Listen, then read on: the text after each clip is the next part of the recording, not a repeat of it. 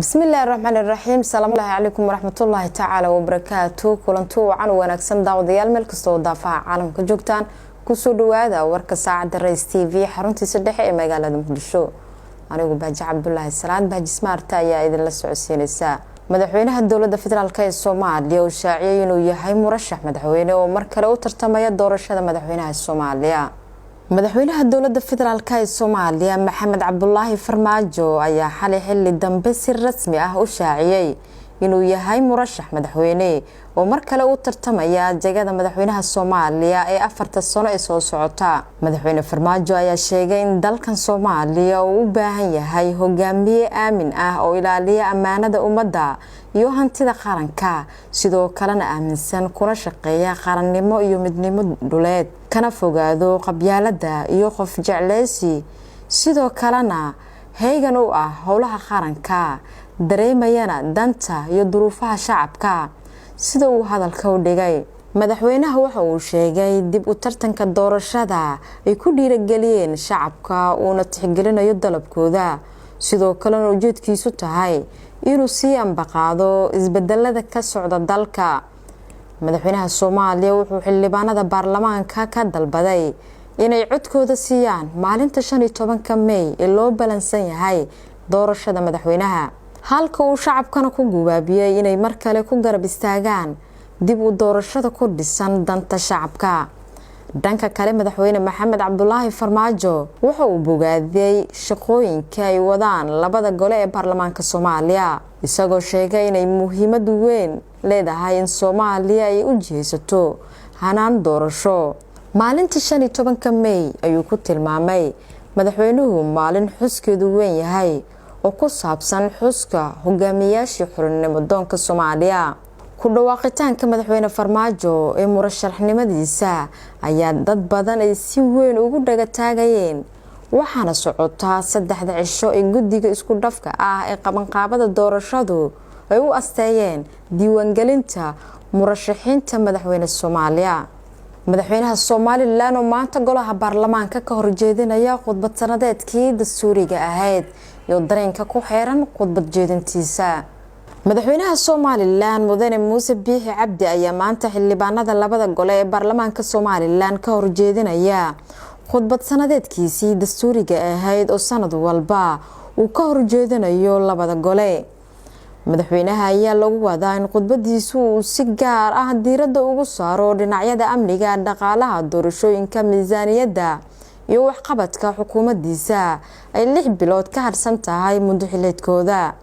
khudbad sanadeedkan madaxweynaha oo si weyn isha loogu hayo ayaa waxaa laga yaabaa sida xogaha aan helayna ay sheegayaan in xildhibaano labada gole ka tirsan ay iskaga dareereen marka madaxweynuhu soo galo, maadaama loo diiday inay wax su'aalo ah ka weydiiyaan madaxweynaha khudbadiisa kadib, ama sidoo kale marka uu khudbada dhameeyo ay ka dalbadaan inuu su'aalo ka weydiiyaan khudbadiisa, taas oo u muuqata mid aan suuragal ahayn.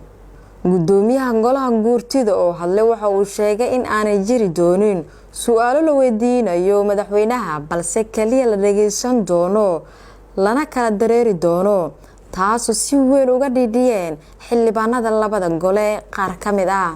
khudbad sanadeedkan madaxweyne Biixi jeedinayo maanta ay ku soo aadaysaa iyadoo ay jirto khilaaf doorashooyinka salka ku haya, isla markaana lagu muransan yahay doorashooyinka iyo sida ay u soo korhoreynayaan.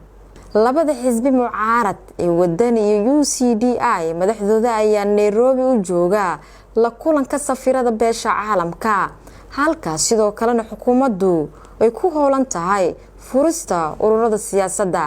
khudbada madaxweynaha oo dhameystiran wararkeena dambe ayaad ku daawan doontaan. Ruushka iyo Ukraine oo xaaladooda sii xumaanaysa xilli Ukraine gantaalo ku baabi'isay diyaarad ciidamo siday ku sugnayd jasiiradda Snake Island ee dalka Ukraine. waxaa soo badanaya muuqaalada, sawirada iyo xaaladaha cabsida leh ee dagaalka Ukraine oo uu Ruushku weerar ku tilmaamay howlgal gaar ah uu ku qaaday 24 Febraayo. dagaalka oo haatan 70 maalmood dhaafay ayaa waxaa soo baxay muuqaal kale oo cabsi badan oo ku saabsan diyuurad nooca Ruushka leeyahay ee MI8 ee miriqdeedu mar qura la waayo iyadoo idil duyuuraddan nooca xamulka ah ee qumaatiga u duula ayaa ciidamo ku daadinaysay jasiiradda Snake Island ee dalka Ukraine oo ay haatan Ruush ku haystaan, balse waxaa loola fiirsanayaa gantaal laga soo gamay duyuuradda Turkiga sameega ah ee TB2 Bayraktar ayaa sidoo kale ku lug lahayd weeraro kale oo cardaadiqaha ka dhigay ciidamada Ruushka ee jooga qaybo badan oo ka tirsan dalka Ukraine, waxaana ugu dambeeyay weerar sabtigii lagu qaaday isla jasiiraddan oo ay miigag badan ka qayb galeen. Arrintan ayaa muujinaysa in weli Ukraine aanay isdhiibin isla markaana ay wax weyn ka tartay isdifaacistooda diyaaradaha Turkiga sameega ah ay ka iibsadeen Ukraine, waxaana Ruushka arrintaasi ay warwar weyn ku abuurtay. Xaaladda Ruushka iyo Ukraine ayaa weli ah mid cirka isku sii shareeraysa, iyadoo welina ciidamada Ruushku ay wadaan duulaanka ay ku hayaan magaalooyinka waaweyn ee dalkaasi oo qaarkood ay khasaare baaxad leh gaarsiiyeen. Mareykanka iyo xulafadiisa ayaa isna Ukraine ka caawinaya dadgureynta dadkooda inta aanay ku waxyeeloobin weerarada Ruushka, iyagoo sidoo kale hub iyo dhaqaalaba ku taageeraya. Gudoomiyaha Golaha Shacabka iyo madaxweynayaasha maamulada Jubbaland iyo Hirshabelle kala hadlay doorashada madaxweynaha Soomaaliya. Gudoomiyaha Golaha Shacabka Sheekh Aadan Maxamed Nuur Madoobe ayaa kulanka koobaad la yeeshay madaxweynaha dowlad goboleedka Hirshabelle Cali Guudlaabe Xuseen. Kulanka madaxweyne Guudlaabe iyo gudoomiye Madoobe ayaa waxa looga hadlay arrimaha doorashada madaxweynaha tobanaad oo maanta ay bilaabatay shahaadooyinka musharaxiinta. Labada mas'uul ayaa isku afgartay in la dardargeliyo dadaalada lagu dhameystirayo doorashada dalka oo meel gabagaba ah maraysa. Dhinaca kale, gudoomiyaha Golaha Shacabka Baarlamaanka Jamhuuriyadda Federaalka Soomaaliya Sheekh Aadan Maxamed Nuur Madoobe ayaa kulankan salaan iyo hambalyo ah la qaatay madaxweynaha Jubbaland Axmed Maxamed Islaam Axmed Madoobe. Madaxweyne Axmed Madoobe ayaa gudoomiyaha la wadaagay sida shacabka reer Jubbaland iyo bulshada ay u taageereen doorashada gudoonka Golaha Shacabka. Madaxweynuhu wuxuu gudoomiyaha ugu mahadceliyay go'aanka maanta lagu fasaxay xildhibaanada deegaan doorashada labaad ee Jubbaland, gaar ahaan Ceelwaaq ee gobolka Gado. Waxaa 15 bishan loo balansan yahay in la doorto madaxweynaha cusub ee Soomaaliya, taas oo soo afjarayso muran hareereeya doorashada soo jiitamaysay sanadkii la soo dhaafay. Guddiga qabanqaabada doorashada madaxweynaha dalka ayaa maalinkii labaad laga wadaa diiwaangelinta murashaxiinta u taagan xilka madaxweynaha tobanaad ee dalka.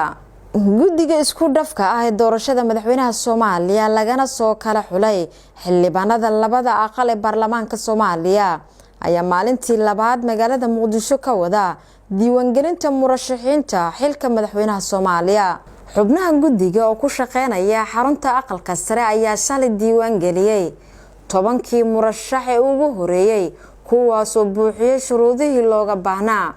Maanta ayaa mar kale bilaabatay howsha diiwaangelinta murashaxiinta, waxaana waqtiga loo qorsheeyay in diiwaangelinta la soo gabagabeeyo haddii aan waqti kale lagu darin uu yahay maalinta bari oo Talaado ah, taariikhduna ku beegan tahay 10 bishan May sanada 2022. 15 bishan ayaa qorshuhu yahay in teendhada Afisyooni ee magaalada Muqdisho lagu qabto doorashada madaxweynaha Soomaaliya si looga baaqsado in dib u dhac kale ku yimaado doorashada Soomaaliya. Xukuumadda Soomaaliya ayaa sheegtay in sanadkan uu halis ku jiro qaadista imtixaanka shahaadiga. Wasiirka Wasaaradda Waxbarashada Soomaaliya Cabdullaahi Abuukar Xaaji Carab ayaa sheegay dowladda federaalka ee Soomaaliya aysan xilligan hayn awood dhanka waxbarashada ah sababo la xiriira dhaqaale la'aan awgeed.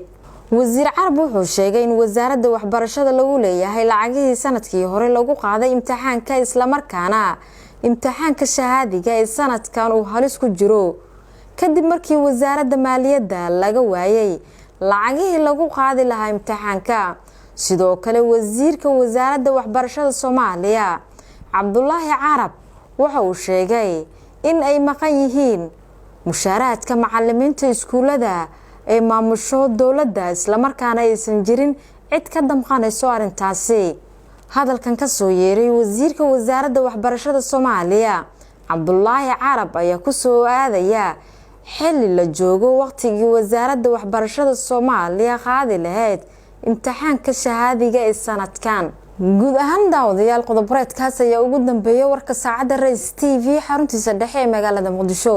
anigoo Baaji Cabdullaahi Salaad Baaji Smart ayaa idin la socodsiinayay intan dib dambe u kulmi doono warkan warka xiga aan idinku dhaafo sida iyo nabadgelyo. wassalaamu calaykum waraxmatullaahi tacaala wabarakaatuh. hormuud ADSL Plus waa adeeg cusub oo kuu sahlaya inaad ku xirnaato internet leh xawaare dheereeya 24 saac. ku darso ADSL Plus wuxuu ku siinayaa landline aad kula xiriiri karto asxaabtaada, qaraabada ama aad ku fulin karto hawlaha xafiiskaaga kaas oo ay la socoto daqiiqado free ah. xirmooyin kala duwan oo qiimo jaban iyo inaad si fudud ugu xawilan karto xisaabtaada moobilka waa qaar ka mid ah faa'iidooyinka adeegga internetka hormuud ee ADSL Plus. guriga, xafiiska ama xarunta shirkadaada isticmaal ADSL Plus oo ku xirnow dunida.